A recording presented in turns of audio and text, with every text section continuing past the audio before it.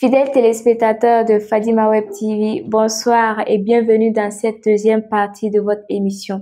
Nous poursuivons cette émission toujours en compagnie de Monsieur André Eugène Ilboudo.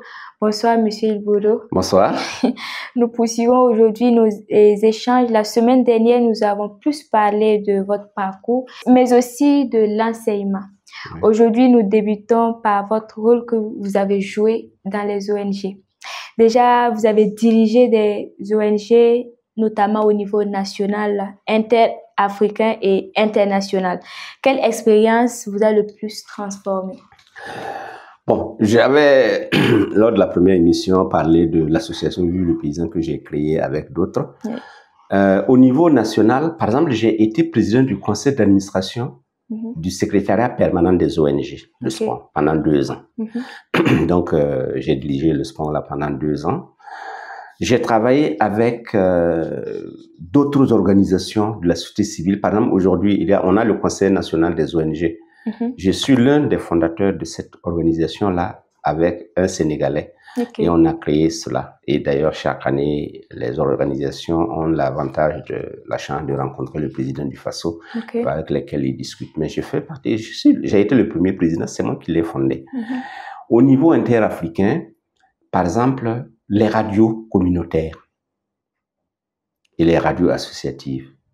Je suis l'un de ceux qui ont fondé les radios communautaires. Et j'ai travaillé au niveau interafricain, au niveau de l'association mondiale des artisans des radios communautaires qui s'appelait AMARC, dont le siège était à Johannesburg. Et le siège international était au Canada. Donc, par exemple, au niveau interafricain, en tout cas, j'ai travaillé sur le plan de la communication et au niveau de la fondation des radios. J'ai participé à la création de plusieurs radios au niveau du Burkina. J'ai participé aussi à la fondation de plusieurs radios au niveau du Mali. Au Niger, on est allé, mais c'est une seule radio que l'on a pu mettre en place. Sinon, au Mali, au Burkina, au Sénégal, par exemple, j'ai participé à ça. Et au niveau mondial, aussi au niveau des ONG et au niveau des radios. Je dois rappeler par exemple qu'en 1995, je faisais partie de ceux qui étaient partis à Washington, manifester contre la Banque mondiale. Parce que notre slogan, c'est trop, c'est trop. Oui. Trop, c'est trop, enough. Parce qu'on se dit, bon, nos enfants là naissent pauvres et puis ils meurent endettés, quoi. Donc, il faudrait arrêter. La Banque mondiale nous amène dans des situations où c'est impossible. Donc, on est allé manifester pendant les assises de la Banque mondiale annuelles. Donc, j'ai participé comme ça quand même à plusieurs organisations internationales dans lesquelles j'ai travaillé. Bon, et en tout cas, bon, à un moment donné, il faut savoir s'arrêter. Donc, bon, à partir de 2000, j'ai arrêté. Il faut savoir passer la main aux plus jeunes, quoi. D'accord. Voilà. Et quelles sont les causes sociales qui vous tiennent le plus à cœur? Je dois dire, vous voyez, comme j'ai dit, je suis rentré à la télévision nationale et puis j'ai quitté et puis je suis reparti dans l'éducation. D'accord, on va ouvrir une parenthèse pour savoir pourquoi vous avez quitté. Non, est-ce parce que vous n'aimez pas le journalisme ou peut-être vous avez... Non, je pense que je suis dans ma philosophie de vie, j'aime voir les choses que je fais porter du fruit. Et je sais que ce que je fais porte du fruit. Dans l'éducation, par exemple, je suis reparti dans l'éducation parce que, bon, ça aussi c'est de ma petite histoire. Quand moi j'étais enfant, il y avait 3 métiers que je voulais faire. Je voulais d'abord être prêtre parce que à l'époque, chez nous, je suis allé dans une école catholique et il n'y avait que les prêtres, c'était des pères blancs qui avaient une voiture. Et moi, ce qui me fascinait, c'était la voiture. Moi, je voulais avoir une voiture comme eux. Donc, je croyais que c'est en étant prêtre qu'on a une voiture. Je dis, si je ne peux pas être prêtre, je vais devenir commandant de cercle. Parce qu'à l'époque aussi, notre commandant de cercle avait une voiture. Avec un drapeau d'ailleurs qui flottait. Et puis, j'ai dit, bon, si je ne deviens pas commandant de cercle, bon, je vais être au moins comme mon maître, quoi. Donc, enseigner. Mais, bon, parce que notre maître à l'époque n'avait pas de voiture, mais il avait une Vespa. Donc, je crois que c'était ça qui m'attirait le plus. Bon, c'était les engins, quoi. Voilà. Donc, je n'ai pas pu être prêtre. Oui. Quand je suis sorti des études universitaires, j'aurais pu passer le concours de l'ENA. Je suis pas allé. Et puis, finalement, je suis venu à la télévision nationale. Mais après, je suis parti dans l'enseignement parce que je pense que, vous voyez, l'enseignement, c'est quelque chose... Je peux me lever à 5 heures du matin pour réfléchir au problème de l'enseignement. Parce que c'est quelque chose qui me passionne. Tu fais ça, et donc la cause pour laquelle je me bats, moi, je suis une des personnes qui pensent que l'école est un formidable ascenseur social. Je dois dire que si je suis arrivé là où je suis aujourd'hui, avec toute la modestie qui convient, c'est à cause de l'école. Non, mais même étant journaliste, avec les grands reportages, vous pouvez également faire ces genres de constats-là. Non, mais si l'école, là, vous avez la matière entre vos mains que vous aidez à malaxer. Oui. L'éducateur, c'est comme un potier. Et on lui donne une matière brute, et soit il va former une carafe, soit il va former une marmite, soit il va former une cuvette. En tant qu'enseignant, vous avez la matière brute entre vos mains. Vous avez les enfants que vous formez. Aujourd'hui, je pense que, vous savez, il n'y a pas de plus grande marque de reconnaissance que d'avoir un ancien de vos élèves qui vient vous dire « Ah, monsieur, bonjour. » Je dis « Oui, bonjour, monsieur. » « Ah oui, je sais que vous ne pouvez pas me reconnaître. » Je dis « Oui, vous êtes monsieur. »« Ah, j'ai été un de vos anciens élèves à tel endroit. »« Ah bon, mais très bien. Et qu'est-ce que vous devenez aujourd'hui? »« Ah, monsieur, je fais telle chose, je suis dans tel... » Ça, c'est... Je crois que, vous voyez, l'enseignement est le seul métier au monde où tu es fier quand les gens sont plus grands que toi. Moi, je me suis arrêté au niveau de la maîtrise. Mais je suis fier de voir mes enfants, mes élèves aujourd'hui, qui sont docteurs, qui sont pilotes, qui sont magistrats, avec de grands doctorats. Il y a qui ont fait 2, 3, 4 doctorats. Moi, je suis resté simple, comme j'aime dire, je suis resté simple instituteur amélioré. Mais moi, je suis fier quand je vois mes étudiants qui sont plus grands que moi, comme on dirait. Or, si vous étiez un commerçant, vous vendez des bonbons, et là, vous achetez les bonbons là à bas prix pour venir le vendre, vous ne dites pas à votre commerçant qui est à côté là, viens, on va l'acheter à tel moment. Quand il va vous demander, vous dites non. Et vous ne voulez pas que le commerçant qui est à côté de vous, même si c'est vous qui lui avez appris à être commerçant, à être plus grand que vous dans le commerce. Donc, l'enseignement est le seul métier, l'éducation est le seul métier où on est fier d'avoir des élèves qui sont plus grands que vous. Et moi, je me bats pour la cause de l'éducation parce que je sais que tout part de l'éducation et tout finit par l'éducation. Si vous êtes mal éduqué, vous n'irez nulle part. Donc, vraiment, c'est la cause qui me tient à cœur. Bon, j'y suis, j'ai choisi d'enseigner, j'ai choisi d'éduquer, j'y suis. Sinon, j'ai déjà dit encore une fois aussi, bon, ceux qui soignent les corps humains méritent aussi de grands égards. Donc, ceux qui travaillent pour la santé. Mais je crois encore une fois que ceux qui enseignent méritent la reconnaissance de la nation. D'accord. Et en étant dans les ONG, est-ce que vous avez une anecdote particulière à partager avec nous? Bon,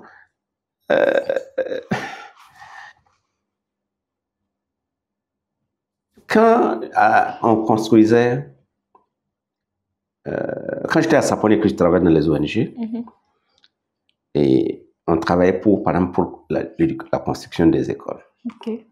Et une fois, on est allé dans un village où on parlait du tout. Surtout, c'était pour la promotion de la femme, comment on peut s'organiser pour vivre mieux. Il y a une femme qui m'a dit un jour, mon enfant, s'il y a une seule chose que nous on peut te demander, fais en sorte que nos enfants ne soient plus aveugles comme nous. J'ai dit à moi, oui, parce qu'actuellement nous sommes des aveugles. Mais si tu peux aider nos enfants à recouvrir la vue, c'est ça que nous te demandons. J'ai dit, expliquez. J'ai dit, nous qui ne sommes pas allés à l'école, qui ne savons pas lire et écrire, si nos enfants là demeurent comme nous, ils vont être des aveugles. Si tu peux nous aider à créer une école dans ce village-là pour que nos enfants puissent avoir accès à l'éducation, ce serait le meilleur des cadeaux que tu puisses nous faire. On n'était pas allé pour ça. On était allé, à l'époque là, c'était pour aider les femmes à avoir un moulin et puis créer. On avait des charrettes où on pousse l'eau pour qu'elles ne portent plus les gros charrettes là sur leur tête. Ben, ce jour-là, j'étais le responsable des programmes de l'association Vive le Paysan. J'ai dit à la dame, je crois qu'on devrait être au mois de février comme ça. J'ai dit, la rentrée prochaine, vos enfants iront à l'école dans votre propre village. Et effectivement, on a construit une école de 3 classes dans ce village-là. Pour moi, encore une fois, il y a des parents qui sont soucieux de leurs enfants, de l'éducation de leurs enfants, et qui se battent pour que leurs enfants soient bien éduqués. Je crois que cette anecdote-là, elle ne me quitte pas. Et puis, quand tu travailles et que parfois tu es découragé, et que je me rappelle des phrases comme ça, bon, ça me fait bondir quand même. Et comment décrivez-vous votre philosophie de vie en quelques mots? Ma philosophie est très simple. Moi, je sais d'où je viens. Et je veux demeurer tel quel.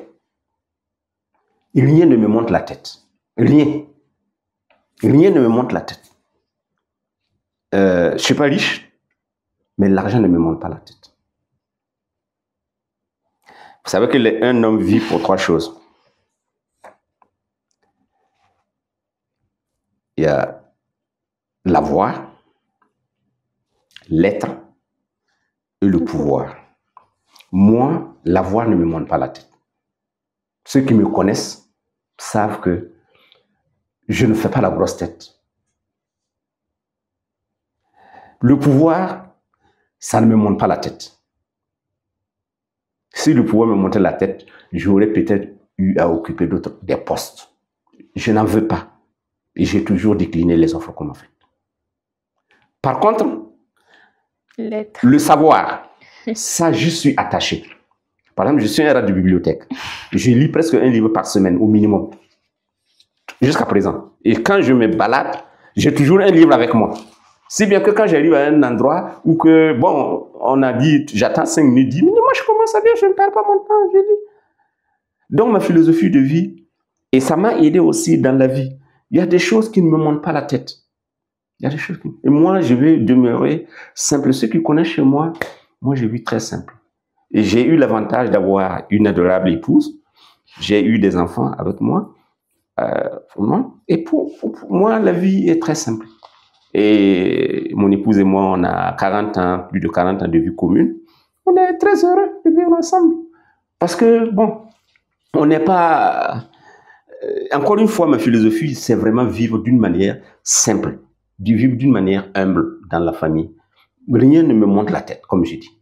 Moi, c'est... Non. Je ne suis pas la personne qui... Je sais d'où je viens. Et puis, bon, j'aurais aimé, sur mon épitaphe qu'on écrive, il a vécu test, tout simplement. Oui.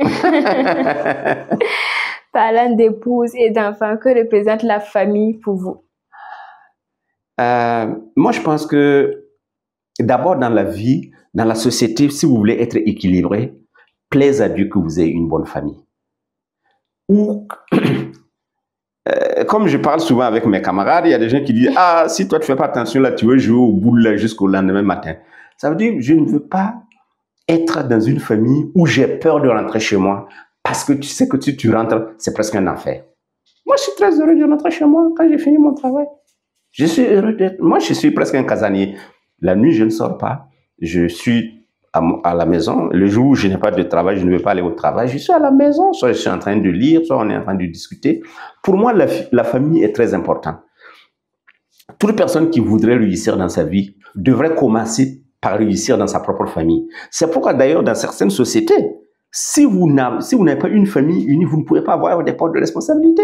Okay. Il y a certaines sociétés où si vous n'êtes pas marié, vous n'avez pas de femme, vous n'avez pas d'enfant, vous n'aurez pas de poste de responsabilité.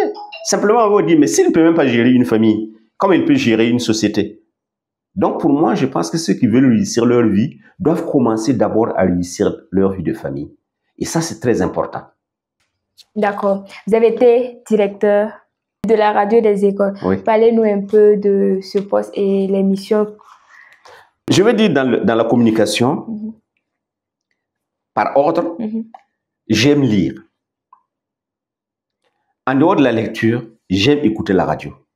Et, quel que soit ce qu'on puisse en dire, par exemple, chez moi, la télévision peut faire 3 mois, 4 mois sans être allumée. Moi, je ne regarde pas la télévision.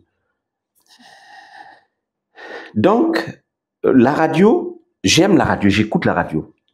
Et d'abord, j'ai créé la radio Vive le paysan à Sapone. C'est une des premières radios. Elle doit être peut-être la 3e ou la 4e radio à être créée au niveau du Burkina. Donc, j'ai créé Radio Vive le paysan pour notre travail au niveau de l'association. Et quand j'ai créé le groupe scolaire l'Académie de Ouagadougou, j'ai demandé une fréquence pour le groupe scolaire l'Académie de Ouagadougou pour créer une radio qui va s'occuper de l'éducation et de l'enseignement. Okay. Et on a eu l'avantage d'avoir eu cette fréquence-là qui nous a été donnée par son Excellence Monsieur Tiao, à l'époque président du CSC. Et on a créé cette radio-là qui s'occupe uniquement des questions de l'éducation et de santé.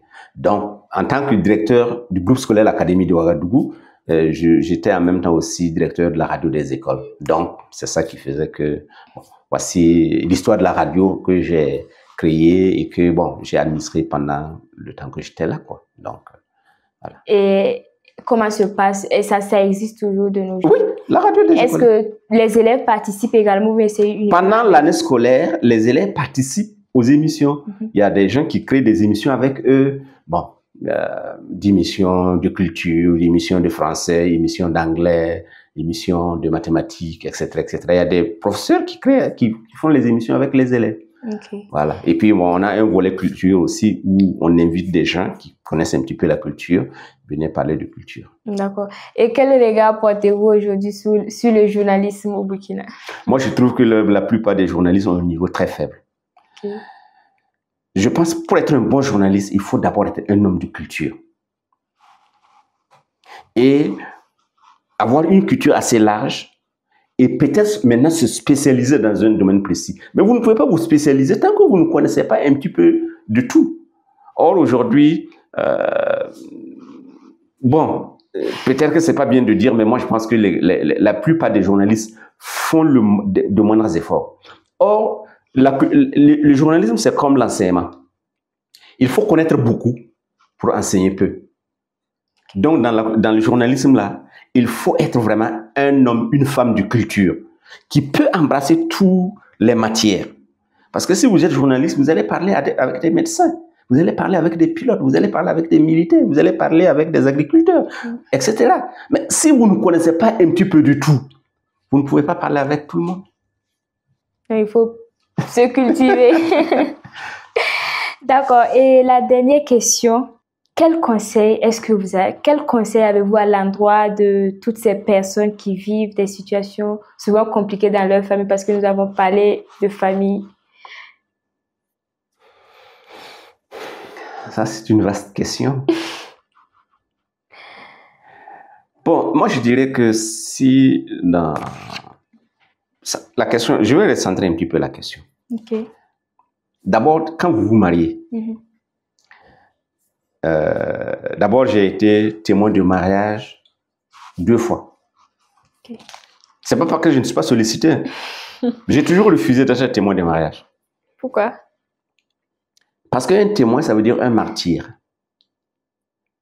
Si moi je suis témoin de votre mariage, je m'engage, tant que je ne suis pas mort, votre mariage ne peut pas être cassé. C'est ça que ça veut dire un témoin. Oui. Mais si je ne vous connais pas, je ne connais pas vos habitudes, je ne connais pas vos valeurs, mais je vais être à votre mariage, demain matin vous allez venir me dire que vous ne vous entendez pas avec votre époux et que vous voulez partir, et moi je ne peux pas vous dire de rester, quel que soit ce qui va se passer. Or, tant que je suis là, votre mariage ne peut pas être cassé. Donc, je ne peux pas être témoin comme ça simplement. Deuxièmement, vous voyez, pour réussir son mariage, ce n'est pas grand-chose. Il ne faut pas beaucoup d'efforts. La première des choses, c'est de dire, si je dois réussir mon mariage, c'est moi qui dois faire les 100% pour que mon mariage tienne. C'est moi qui fais les 100%. Si mon mariage tient là, ça dépend de moi. Et la femme aussi doit dire, si mon mariage tient là, ça dépend de moi. Moi, je ne lui demande même pas de faire 1%. Moi, je fais 100% pour que notre mariage tienne. Et dans ce que vous devez faire là, je demande aux époux et aux futurs époux de ne jamais parler en même temps quand ils sont mariés. Voici une règle très simple. Ne parlez jamais en même temps quand vous êtes mariés. Le jour où madame est fâchée là, le monsieur doit être capable d'aller s'asseoir pour laisser madame parler pendant 3 heures, 4 heures. Et quand madame a fini, il lui pose la question, est-ce que tu as fini? Madame dit oui. Mais madame va dire que c'est un manque de respect. Pourquoi? Je suis en train de parler. Moi, je vous écoute. Quand vous parlez que moi, je vous écoute, vous savez que j'ai de l'attention, même si je ne vous réponds pas là. Ma façon de vous écouter là, vous savez que je vous écoute. Je ne fais pas autre chose. Je vous écoute. Vous parlez. Et quand vous avez fini de parler, je vous demande, est-ce que vous avez fini? Et si vous voulez recommencer à parler là, moi, je vous laisse encore continuer. Mais quand vous allez me dire que vous avez fini, moi aussi, je vais commencer à parler.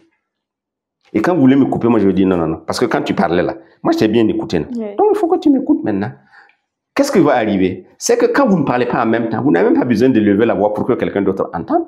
Or, quand vous parlez en même temps, chacun doit élever la voix pour espérer que l'autre vous écoute et vous entende. En ce moment, les voisins là vont entendre. Les voisins là vont venir par-dessus le mur pour dire vous voyez? Donc, une manière très simple de vivre là, si vous voulez vivre ensemble là, parce que quand vous vivez ensemble, il y aura des choses qui ne vous plaisent pas. Mais le fait de ne pas parler en même temps va vous permettre, parce que souvent vous imaginez des choses. Et quand vous laissez la personne vous expliquer pourquoi elle a fait comme ça, vous dites, ah, c'est comme ça. Parce que c'est pas ce que moi j'avais compris. Mais comme si vous ne laissez pas la personne s'expliquer, vous allez aller dans des suppositions. Et c'est ça qui va briser votre foyer. Donc, moi, j'ai quelque chose de très simple pour dire aux gens qui se marient, ou bien des gens qui vivent ensemble là. Si vous voulez vivre longtemps, acceptez de ne pas parler en même temps. Quand l'autre va expliquer, vous allez mieux comprendre. Vous allez voir que là où vous vouliez aller, vous supposez là, c'est peut-être même c'est pas ça. Par exemple, votre mari, il dit, écoutez, il faut préparer le repas, j'arrive à 19h. Le gars, à 19h, il n'est pas là. 20h, il n'est pas là. 21h, il n'est pas là. 22h, il n'est pas là. Il arrive à 24h. Et toi, tu es son époux là. Et toi, dès qu'il rentre dans la maison, tu commences à bavarder, à insulter. Parce que si tu lui avais posé la question, pourquoi tu m'as dit que tu arrives à 19h, mais maintenant, c'est maintenant que tu arrives à 24h. Qu'est-ce qui s'est passé? Le gars va te dire, mais attends, en quittant le service là, il y a un de mes meilleurs amis qui a eu, par exemple, une crise et je l'ai accompagné au dispensaire. Malheureusement, pendant la journée là, j'ai oublié de charger mon téléphone qui s'est éteint. Donc, mais Dieu merci, il s'est relevé et je l'ai conduit même chez lui. C'est là que je l'ai posé et puis je suis revenu à la maison à 7h. Est-ce que vous, en tant que dame, vous allez faire la bagarre? Non, mais sur le coup, avant de penser à cette question, à ce moment, tu es déjà en boule. Tu es déjà énervé. C'est pourquoi je dis, au lieu d'aller dans les suppositions, demandez à l'autre de vous expliquer d'abord. Oui. Et c'est la meilleure façon, peut-être, de régler les problèmes. Mais est-ce que c'est pas parce que aussi, de nos jours, d'aucuns disent que non, le mariage, c'est juste par intérêt, le vrai amour n'existe plus. Est-ce que c'est pas dû à tout cela qu'il y a beaucoup de conflits souvent dans les couples?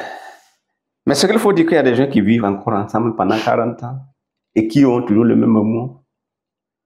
Et puis, encore une fois, j'ai dit aux jeunes, hein, ce que vous faites séparément, oui, c'est ça qui va vous séparer.